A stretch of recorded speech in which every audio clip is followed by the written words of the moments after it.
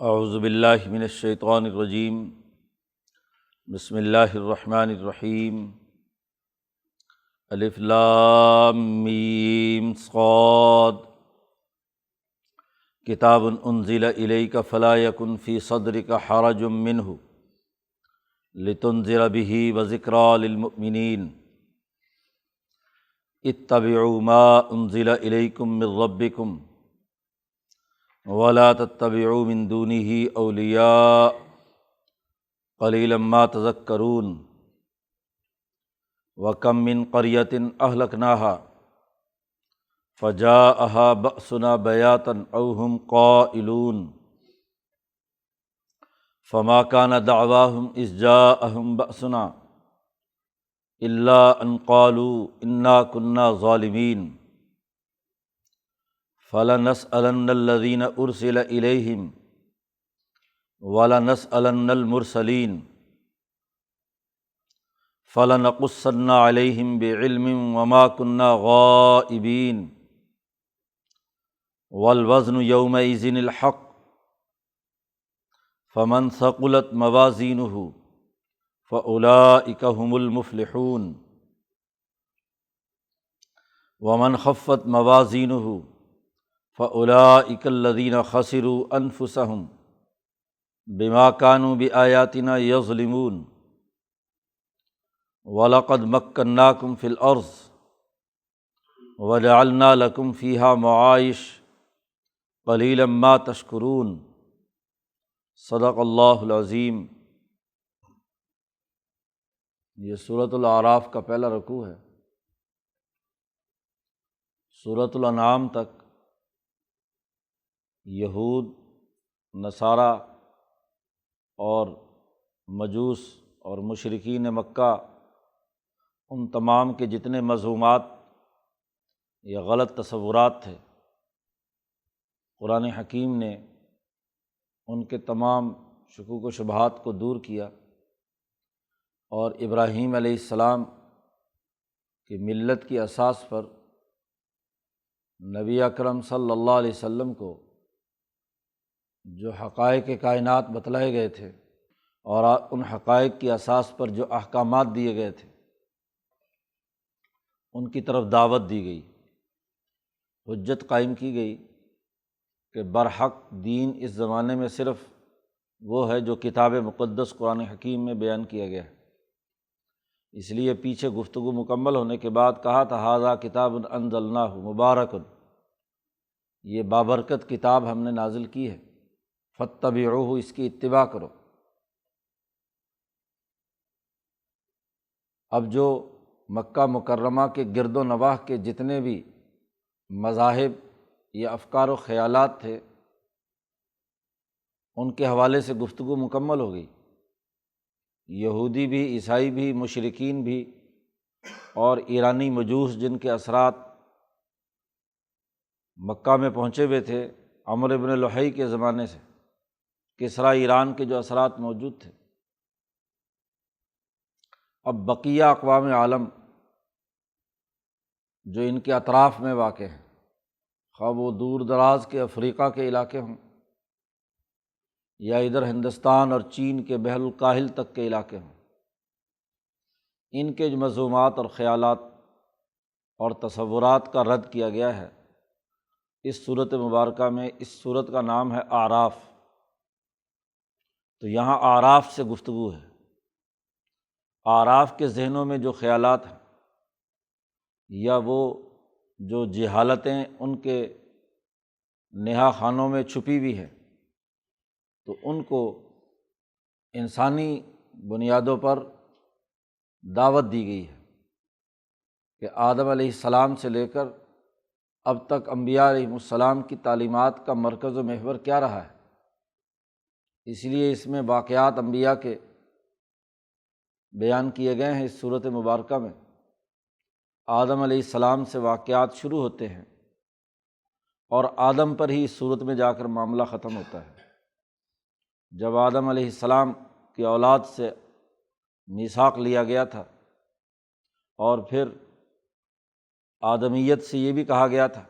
کہ وہ اللہ کے ساتھ شریک نہ ٹھہرائیں، انسانوں کی نفسیات بھی بتلائی گئی تھیں کہ جب ان کے اولاد نہیں ہوتی، اس صورت کے آخر میں کہا ہے، تو اس وقت تو اللہ کو بہت گڑ گڑا کر مانتے ہیں، اور جب اولاد پیدا ہو جاتی ہے تو پھر وہ کسی نہ کسی بت اور کسی اور کے نام پر اس کو منسوب کر دیتے ہیں کہ اس کی وجہ سے ہمیں یہ فائدہ پہنچا۔ تو آدمیت یا انسانیت کو عنوان بنا کر اس کے جو بنیادی انسانی حقوق ہیں، اس کی جو ذمہ داریاں ہیں، اللہ کو پہچاننے اور اللہ کے دین کو قبول کرنے کی، اس تناظر میں قرآن حکیم نے یہاں گفتگو کی ہے۔ اس بارے میں کہ اصحاب الاعراف کون ہیں جن کو اس صورت میں مخاطب بنایا گیا ہے، مولانا سندھی نے امام شاہ ولی اللہ دہلوی کے حوالے سے اس پر بڑی تفصیلی گفتگو کی ہے کہ عام طور پر شاہ صاحب سے پہلے کے مفسرین اصحاب اعراف کے بارے میں کوئی واضح اور دو ٹوک بات بیان نہیں کرتے، لیکن شاہ ولی اللہ صاحب نے حجت اللہ البالغہ میں بھی بڑی تفصیل کے ساتھ اصحاب الاعراف کی 3 بنیادی اقسام بیان کی ہیں، اور البدور البازغہ میں بھی پھر اسی بات کو ایک نئے انداز میں عقلی بنیادوں پر 3 اقسام کی نشاندہی کی ہے کہ کون لوگ ہیں جو اصحاب الاعراف کے مخاطب ہیں۔ مولانا سندھی نے اس میں ایک اور نقطہ پیدا کیا ہے کہ اس سورت کے شروع میں حروف مقطعات بیان کیے گئے ہیں، الف لام میم صاد، ان کے اعداد کی بنیاد پر جو مسلمانوں کی تاریخ ہے خلافت کی، خلفائے راشدین، بنو امیہ کا 100 سالہ دور اور بنو عباس کے ابتدائی 3 خلفاء منصور تک یا ہارون الرشید تک 150-200 سال کا دورانیہ ہے، جس میں براہ راست عربوں نے حکمرانی کی ہے دنیا پر، اور اس کے بعد عباسیوں کی دور حکومت میں ہی ایرانیوں کا تسلط، ایرانیوں نے حکومت پر قبضہ کیا، ان کے وزرائے اعظم عموماً عباسی خلفاء کے رہے، اور پھر اس کے بعد بنو عثمان یا ہندوستان میں مستقل حکومت قائم ہوئی غیر عربوں کی۔ تو مولانا سندھی فرماتے ہیں کہ اصحاب الاعراف کا دور وہ ہے کہ جب عربوں کے علاوہ دوسری اقوام کی حکمرانی شروع ہوئی۔ پہلے انسانیت کو دعوت تھی عربوں کے واسطے سے کہ بلا واسطہ نبی اکرم صلی اللہ علیہ وسلم سے جو تعلیم عربوں نے حاصل کی تھی اور ان کی جو تربیت یافتہ جماعت تھی، جس کو خود نبی اکرم صلی اللہ علیہ وسلم نے فرمایا کہ یہ دین عربوں میں اس وقت تک غالب اور طاقتور رہے گا جب تک 12 خلفاء ہوں گے۔ تو عربوں کی طاقت اور قوت حضور کے اور قرآن کی براہ راست تعلیم سے تیار ہوئی، اور جب عربوں کے بجائے دوسری اقوام کی حکمرانی ہوئی تو جن تک قرآن کی تعلیم دوسری قوموں کے واسطے سے پہنچی، دور دراز کے علاقے جو غیر مہذب ہیں، یورپ کے انتہائی آخری درجات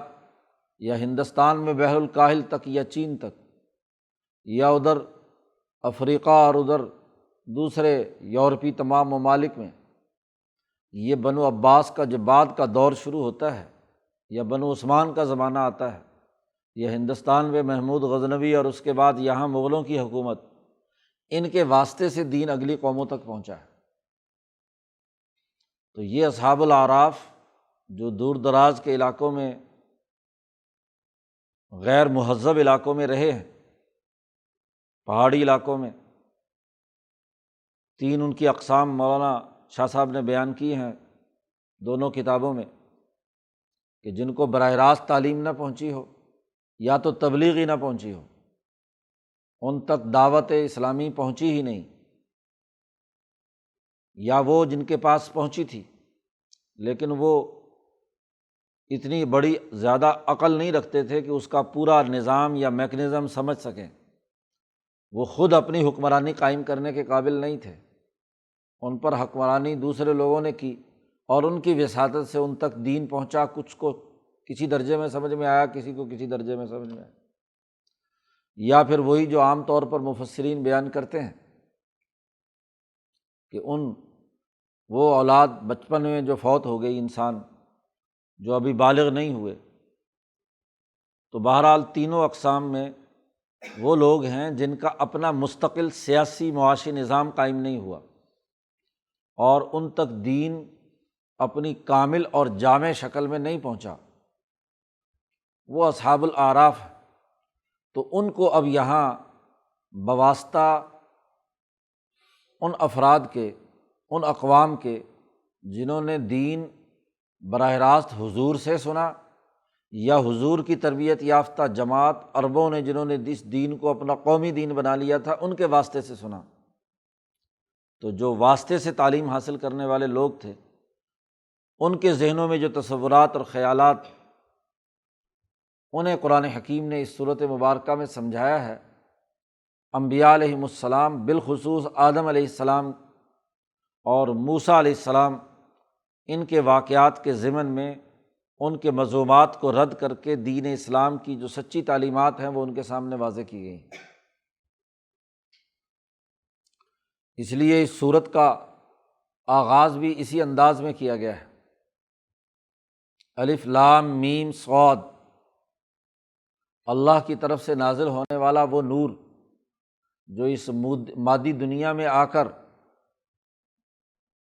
اپنی تمام تر روشنیوں کے ساتھ چمکا، پھیلا اس کا نور۔ الف غیب الغیب پر دلالت کرتا ہے اور لام اس غیب کے اس دنیا میں ایک متعین تجلی کی صورت میں متعین ہونے کی طرف اشارہ کرتا ہے، اور میم اس مادی دنیا کے نظاموں کو توڑ کر وہ غیب سے آنے والی تجلی اور نور، اس نے پرانے نظام توڑے اور نیا نظام قائم کیا۔ پہلی دو صورتوں بقرہ اور آل عمران کے شروع میں حروف مقطعات میں سے یہی ہیں، الف لام میم، البقرہ، الف لام میم، آل عمران۔ انہوں نے یہودیوں اور نصرانیوں کے مذمومات کو توڑ کر دین اسلام کی حقانیت ثابت کر دی۔ اب یہاں اسی سے ایک اور اگلا مرحلہ طے ہو گیا کہ اس جماعت نے، جس نے اس دنیا کے اندر، عربوں کی اس جماعت نے جنہوں نے اس دنیا میں یہودی مذمومات اور عیسائی مذمومات کا خاتمہ کر کے نیا نظام قائم کیا تھا، وہ 200 سال کے بعد، ہارون الرشید کے زمانے کے بعد دنیا میں اتنا روشن تر ہو گیا، لیظہرہ علی الدین کلہ، کہ جو پوری دنیا میں اس نے اپنی طاقت منوا لی۔ صاد حروف مقطعات میں سے وہ حرف ہے جو روشنی اور چمک اور بھرپور انسانیت کی طہارت اور صفائی پر دلالت کرتا ہے۔ صاد صفائی پر دلالت کرتا ہے، تو اتنی صاف شفاف ہو کر، غالب ہو کر بین الاقوامی نظام قائم ہو گیا دین کا، کہ وہ تمام بقیہ اقوام عالم تک پھیل گیا۔ اس کی روشنی اور چمک مشرق و مغرب، شمال و جنوب کے اندر پھیل گئی، تو تمام عالم میں اس کی روشنی پھیلانے کے سلسلے میں جو گفتگو اس صورت میں ہوئی ہے اس کی طرف اشارہ کیا گیا ہے۔ شروع میں عرض کیا گیا تھا البقرہ کے کہ یہ امام شاہ ولی اللہ دہلوی کے نزدیک حروف مقطعات ان صورتوں کے نام ہیں، اور ہمیشہ نام اپنے مسمى کی معنویت پر دلالت کرتا ہے، عنوان معنون کی وضاحت کرتا ہے۔ تو یہ عنوان جو ہے، نام ہے الف لام میم صاد، اس صورت کا، اس نے اس صورت کے جو مضامین ہیں ان کی نوعیت اور ان کی حقیقت واضح کر دی۔ کتاب انزل الیک، یہ کتاب آپ پر نازل کی گئی ہے، فلا یکن فی صدرک حرج منہ، آپ اپنے سینے میں کوئی تنگی محسوس نہ کریں اس سے، اس کے پھیلانے کے حوالے سے۔ حضور صلی اللہ علیہ وسلم کو انسانیت سے بڑی محبت اور تعلق تھا۔ آپ صلی اللہ علیہ وسلم چاہتے تھے کہ یہ کتاب دنیا بھر کی تمام اقوام تک پھیلے۔ اب عربوں میں تو آپ کی پوری جدوجہد اور کوشش سے دین غالب ہو رہا تھا، اور ان کے سمجھدار لوگ ابو بکر صدیق، عمر فاروق، عثمان غنی جیسے اس کو مان رہے تھے۔ اب آپ صلی اللہ علیہ وسلم کو ہر وقت یہ فکر ستاتی تھی۔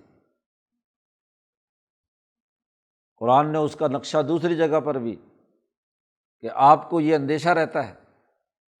تارکم بعد ما یوحی الیک وضائق بہ صدرک،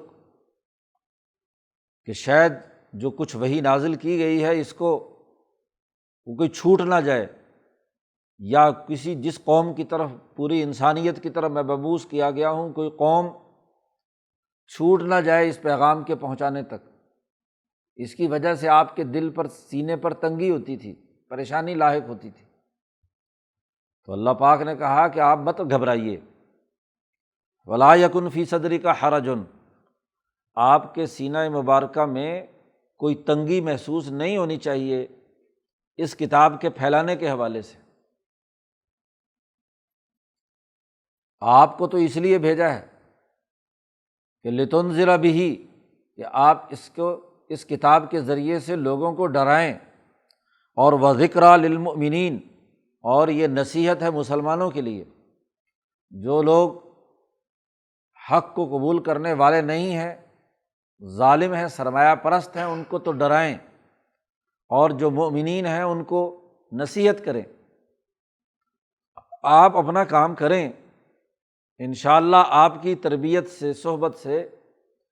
آگے تسلسل کے ساتھ جماعتوں کی جماعتیں بنتی چلی جائیں گی،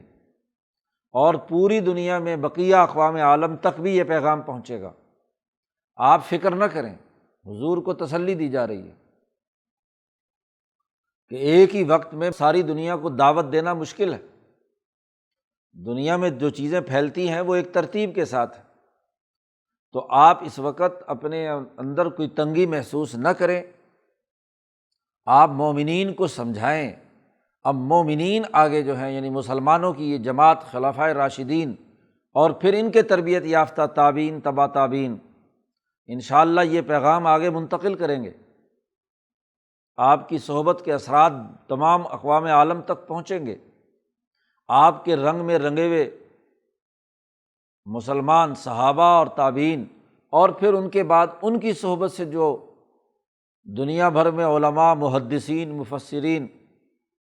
عدل و انصاف قائم کرنے والے حکمران تیار ہوں گے، تو وہ آگے اس پیغام کو منتقل کریں گے۔ اب چاہے وہ اجمی ہوں جو عباسیوں کے ساتھ شریک ہو کر حکومت کا حصہ رہے، یا وہ تمام لوگ ہوں جو غیر عرب، امام اعظم امام ابو حنیفہ جیسے، فقہائے سبع میں سے ابراہیم نخعی، علقمہ اسود، طاؤس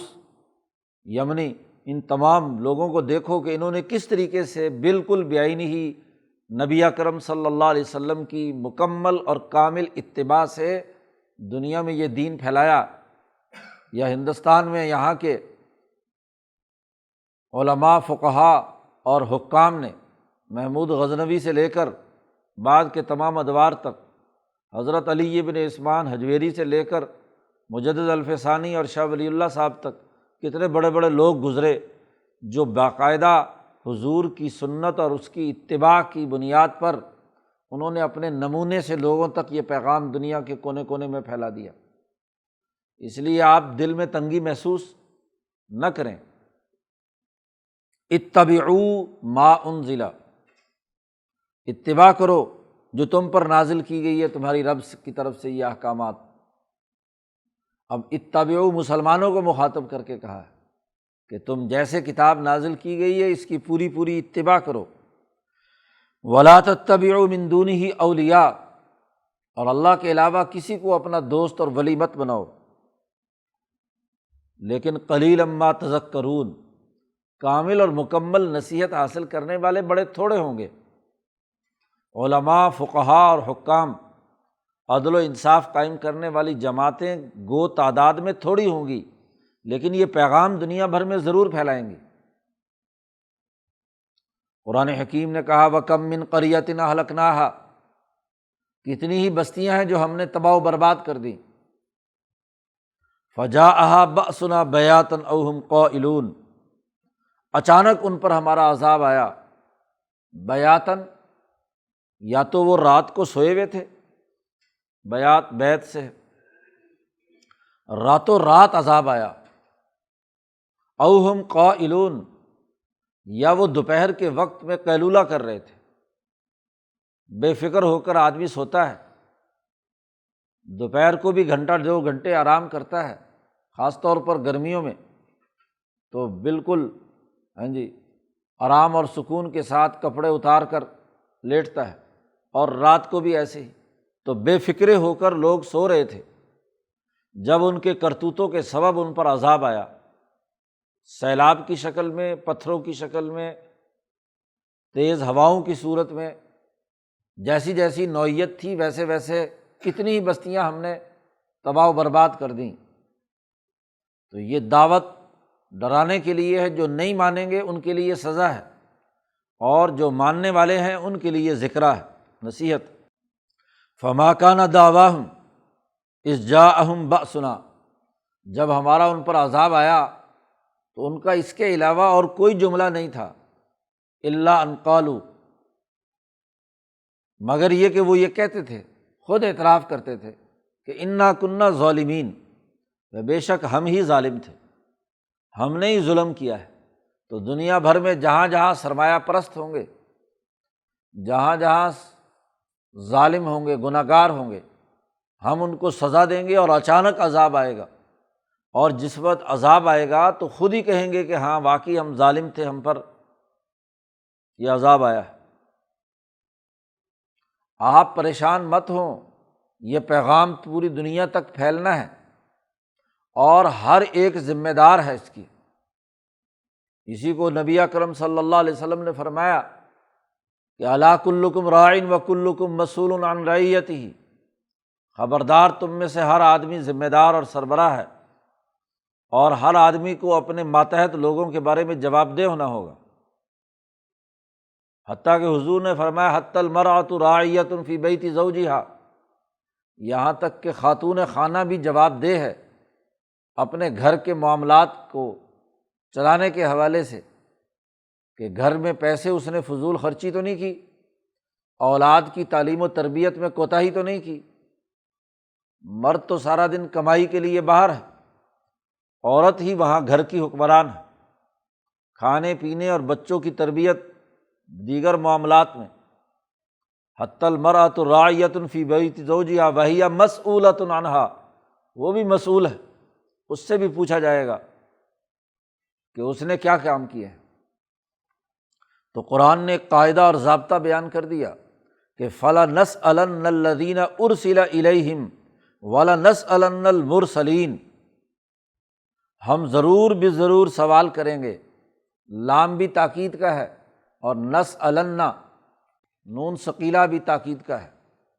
کہ ہم ضرور بھی ضرور سوال کریں گے ان لوگوں سے جن کی طرف ہم نے پیغمبر بھیجے ہیں۔ ارسل الیہم کہا گیا ہے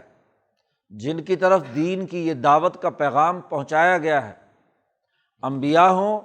یا انبیاء کے جانشین علماء یا خلفاء ہوں۔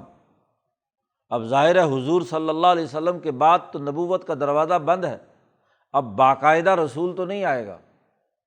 البتہ رسول اللہ صلی اللہ علیہ وسلم کے نائبین اور خلفاء دنیا بھر میں پھیل کر اس دین کی دعوت آگے منتقل کریں گے۔ حضور صلی اللہ علیہ وسلم نے فرما دیا آخری خطبے میں حجۃ الوداع میں کہ جو میرا پیغام ہے وہ پوری دنیا میں لوگوں تک پھیلا دو، آگے تک منتقل کرو۔ رب مبلغ اوعی من سامع،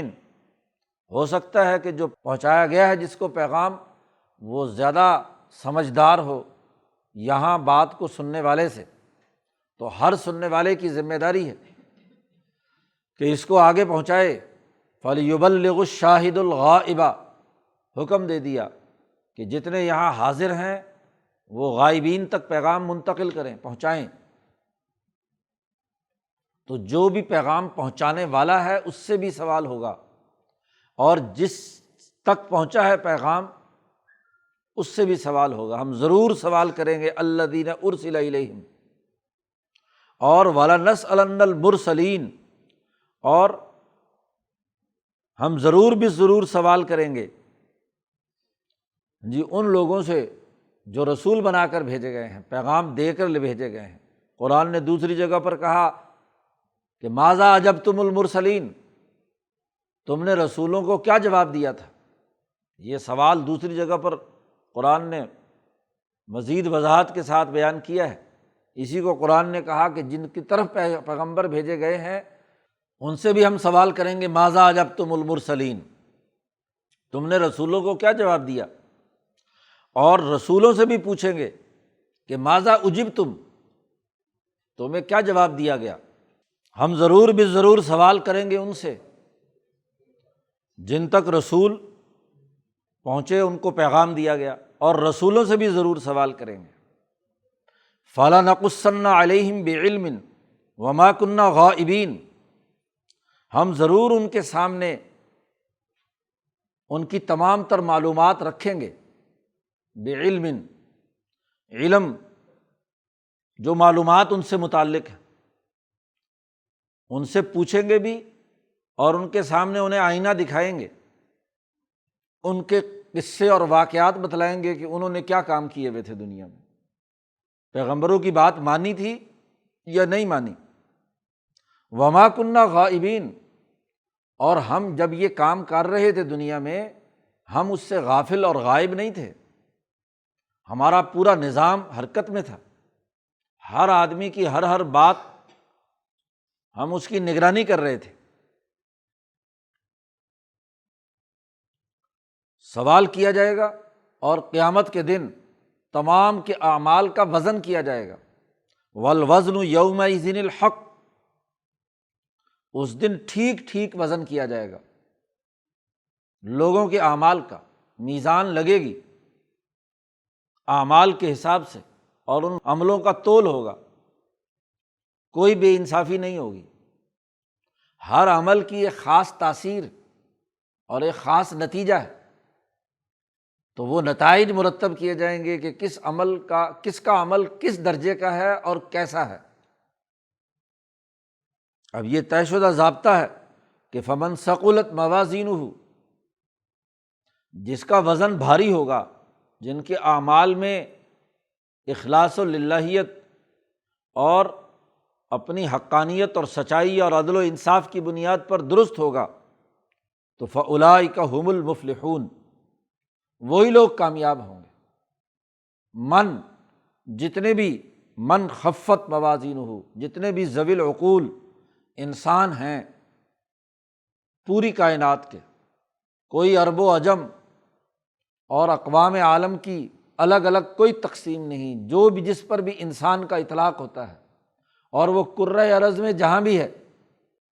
کسی علاقے، کسی جغرافیے، کسی نسل سے تعلق رکھتا ہے،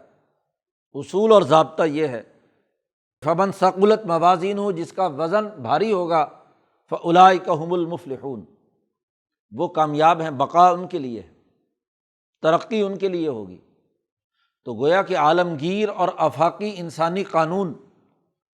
انسانوں کے اعمال کا بیان کر دیا گیا۔ ومن خفت موازینہ، اور جس کا وزن ہلکا ہوگا، بے قیمت ہوگا، کوئی اس میں طاقت اور قوت نہیں ہوگی،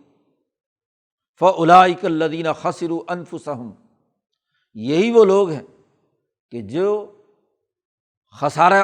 کرنے والے ہیں، اپنے نفسوں میں وہ خسارہ رکھتے ہیں، بما کانوا بآیاتنا یظلمون، اس سبب سے جو ہماری آیات کے ساتھ وہ ظلم کرتے رہے۔ انسان کے اندر ملکیت اور بہیمیت دونوں ہیں۔ بہیمیت کے بنیادی تقاضے اور اعمال وہ ہیں کہ جو وقتی ہیں اور اس دنیا تک محدود ہیں۔ ایک انسان بہیمی تقاضوں اور خواہشات میں مبتلا رہا، اس کے تقاضے پورا کرتا رہا، تو جیسے ہی جسم انسانی روح سے جدا ہوگا تو جو جسم کی لذتیں ہیں وہ جسم کے ساتھ ہی دنیا میں فنا ہو جائیں گی۔ اب جو اس کے ساتھ روح کا حصہ گیا ہے، چمٹا ہوا تھا جسم کے ساتھ، اور وہ جب روح حقیقی کے ساتھ مل کر موت کے بعد اگلے جہان میں جائے گا، اور جب اس عمل کا وزن ہوگا کہ اس روح کے اعمال کا کیا وزن ہے، تو اس روح کے ساتھ یا ملکیت کے تقاضوں کے تحت کیے ہوئے عمل کی مقدار تھوڑی ہے، تو باقی تو وہ ہوگا نا۔ موت کے بعد روح نے وہاں جانا ہے، جسم تو دنیا میں فنا ہو جائے گا۔ تو جو چیزیں جسم کے ساتھ چمٹی ہوئی ہیں وہ تو یہیں ختم ہو گئی۔ جب وہ یہیں ختم ہو گئی تو جو جا کر وہاں تولی جانی ہے اس میں تو وہ وزن ہونا نہیں، اور جو عمل اس نے روح کے تقاضے سے، اس کی فلاح و بہبود کے یا نوع انسانیت کے تقاضے سے کیے ہیں، تو وہ اس روح کے ساتھ اچھے اعمال وابستہ ہے، اور جب وہ نورانی اعمال، نقطۂ نورانیہ تمام اعمال کے لگے ہوئے ہیں اس کی روح پر، تو وہ روح کا وہ اعمال کی وجہ سے ایک وزن ہوگا، اور وہ وزن بھاری ہوگا۔ قرآن کہتا ہے کہ ہم نے ان تمام انسانوں کو انبیاء کے ذریعے سے یہ پیغام پہنچانا ہے۔ اس سے پہلے وَلَقَدْ مَكَّنَّاكُمْ فِي الْأَرْضِ وَجَعَلْنَا لَكُمْ فِيهَا مَعَائِشَ، ہم نے ہی تمہیں زمین میں طاقت اور قوت عطا کی تھی، ٹھہرایا تھا۔ تمکین فی الارض ایک اصطلاح ہے قرآن کی،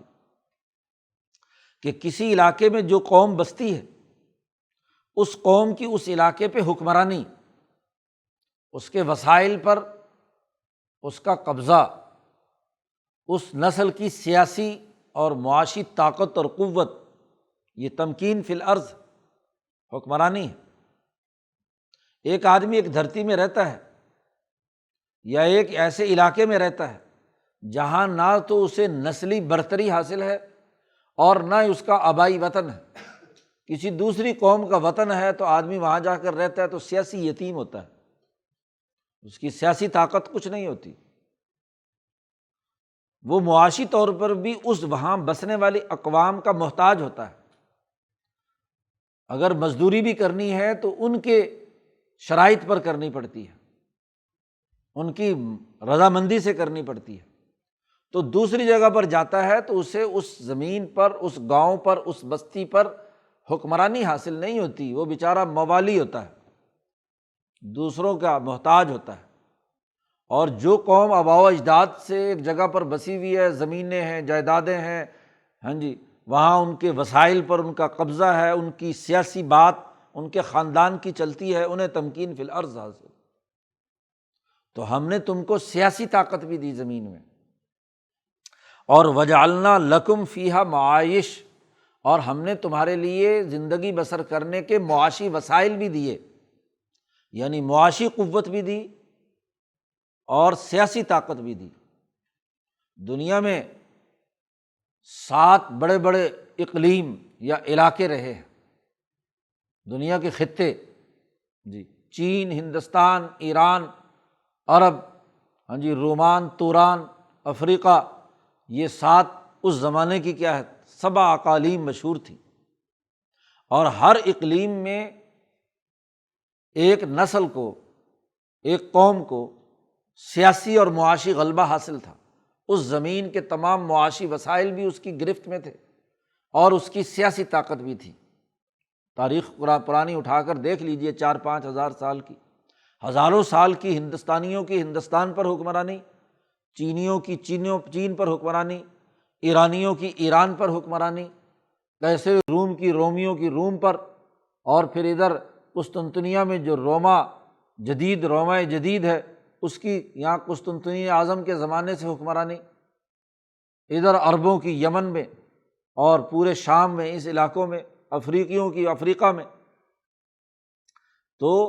وسائل بھی جو زمین میں موجود ہیں وہ بھی معاشی وسائل بھی ان کے قبضے میں، اور سیاسی طاقت بھی ہم نے تمہیں دی۔ اب یہ وسائل اس لیے دیے گئے تھے یہ تمکین فی الارض اور سیاسی طاقت اس لیے دی گئی تھی کہ اس کے ذریعے سے ظلم کے بجائے اپنی تمام اقوام کے لیے عدل و انصاف کا نظام قائم کرتے۔ لیکن قلیلا ما تشکرون، بہت تھوڑے لوگ ہیں جو اللہ کا شکر ادا کرتے ہیں۔ ان نعمتوں کا شکر ادا کرنا یہ ہے کہ آپ کو جو سیاسی طاقت حاصل ہے، آپ کو جو حکمرانی حاصل ہے، اس کے ذریعے سے وہ جو سوسائٹی کے آپ کے کمزور اور پسے ہوئے لوگ ہیں ان کے حقوق ادا کرتے ہیں۔ آپ کے پاس تو اجارہ داری ہے، حکمرانی ہے، طاقت ہے، تو اب اس اجارہ داری کو ظلم میں بدلنا یا اپنی اس سیاسی طاقت کو اور معاشی قوت کو ظلم میں بدلنا درست نہیں۔ جیسا کہ آگے جا کر قرآن نے کہا اسی تیسرے رکوع میں کہ لوگوں کو جو لباس چاہیے، خذوا زینتکم عند کل مسجد، کھاؤ پیو لیکن اسراف مت کرو۔ آگے آ رہا ہے آدم علیہ السلام کے قصے میں، قل امر ربی بالقسط، میرے رب نے مجھے حکم دیا ہے عدل و انصاف کا۔ تو جو لوگ عدل و انصاف دنیا میں قائم نہیں کرتے وہ شکر ادا نہیں کرتے۔ ایک ہوتا ہے کفران نعمت اور ایک ہوتا ہے شکران نعمت۔ تو نعمت کا شکریہ یہ ہے کہ اس کو اپنی ضرورتوں اور کل انسانیت کی فلاح و بہبود کے لیے اسے استعمال میں لایا جائے، اور کفران نعمت یہ ہے کہ ایسی اجارہ داری قائم کر لی جائے کہ خود ہی کھا لے، اپنے طبقے کے مفادات کے لیے ہو اور باقیوں کو چھوڑ دے۔ تو بہت کم لوگ ہیں شکر ادا کرنے والے۔ اب یہ ایک پہلے رکوع میں ایک بنیادی دعویٰ کیا ہے کہ کتنی بستیاں ظلم کی وجہ سے ہم نے تباہ و برباد کر دیں، کتنے ہی لوگ تھے کہ جن کو ہم نے سیاسی اور معاشی قوت دی اور انہوں نے شکریہ ادا نہیں کیا۔ لیکن یہ بات طے شدہ ہے کہ ہم رسولوں سے بھی پوچھیں گے اور جن کی طرف رسول بھیجے گئے ہیں ان سے بھی پوچھیں گے، فَلَنَسْأَلَنَّ الَّذِينَ أُرْسِلَ إِلَيْهِمْ وَلَنَسْأَلَنَّ الْمُرْسَلِينَ۔ اس لیے اے محمد صلی اللہ علیہ وسلم آپ کو تنگ دل نہیں ہونا چاہیے، آپ نے جن کو پیغام دیا ہے ہم ان کی ذمہ داری لگائیں گے کہ وہ آگے پوری دنیا تک پھیل کر اس کتاب کی جو بنیادی تعلیم ہے لِتُنذِرَ بِهِ وَذِكْرَىٰ لِلْمُؤْمِنِينَ کا کام کریں۔ ہر خطے کے جو سرمایہ دار ظالم ہیں ان کو ڈرائیں اور ہر خطے کے ایمان والوں کے لیے اس کتاب کو نصیحت بنائیں۔ اس لیے آپ پریشان نہ ہوں، آپ کا یہ پیغام پورے اقوام عالم تک، تمام بقیہ اقوام عالم تک پہنچے گا۔ تو حضور کو تسلی دی گئی اور بنیادی قاعدہ اور ضابطہ بتلا دیا گیا کہ پیغامات کی پوری دنیا میں پھیلاؤ کے لیے لوگوں کو متحرک ہونا ہے اور لوگوں کو جا کر بتلانا ہے کہ جو تمہاری طاقت اور قوت ہے سیاسی یا معاشی، اس کا غلط استعمال نہیں ہونا چاہیے۔ یہ پورے رکوع میں بنیادی دعویٰ کیا گیا، اور پھر اس کی اساس پر اگلے رکوع سے آدم کی تخلیق سے معاملہ شروع ہوا ہے۔ 2-3 رکوعوں میں آدم علیہ السلام کا قصہ ہے، پھر نوح علیہ السلام ہے، پھر باقی اقوام قوم عاد و ثمود ہے، اور پھر شعیب علیہ السلام کا تذکرہ ہے، پھر اس کے بعد تفصیلی قصہ حضرت موسیٰ علیہ السلام کا ہے، اور پھر سورت کے اختتام پر آخر میں نبی اکرم صلی اللہ علیہ وسلم کے حوالے سے جو بنیادی باتیں ہیں ان کا تذکرہ ہے، پھر آدم کا قصہ آخر میں چھیڑ دیا۔ تو اس سورت کو آدمیت کی بنیاد پر تمام اقوام عالم کو سمجھایا گیا ہے۔ اللہ تعالیٰ قرآن حکیم کو سمجھنے اور اس پر عمل کرنے کی توفیق عطا فرمائے۔ اللہم صلی